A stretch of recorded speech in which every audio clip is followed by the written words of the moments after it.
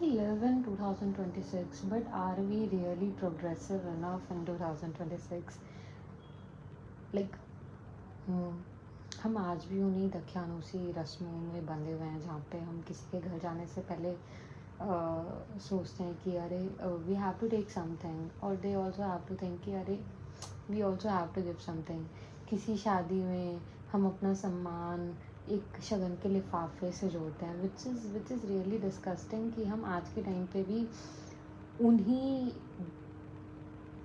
रिवाज़ों में अटके हुए हैं जो जो कभी किसी भगवान ने नहीं बनाए, कभी किसी ग्रंथ में नहीं लिखा गया कि this is what the steps you need to follow to see if you are valued enough, if you are respected enough. And I just feel कि ये सब चीज़ें रिश्तों में जो दूरियां बढ़ाती हैं, क्योंकि अगर मेरा कभी मन है कि मुझे उनके यहाँ जाना है तो आई फर्स्ट थिंक अरे यार मुझे कुछ लेके जाना पड़ेगा, and they also have to think कि अरे हमें भी कुछ देना पड़ेगा।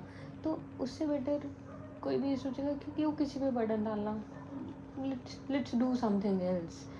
तो मुझे तो हमेशा यही लगता है कि इट ऑलवेज क्रिएट्स दूरियां इन रिश्तों में।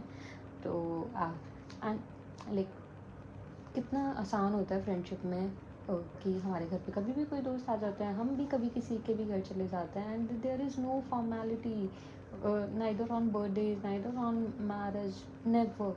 दैट्स वाई वो bond is so pure. It's only based of love and respect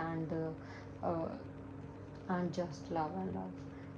So like I don't know how will we do it, but I just want to stop this culture from here. और मैं like अपनी आने वाली generation को ये चीज़ें pass on कभी नहीं करना चाहूँगी, because all of this just creates the formalities to gift and to this.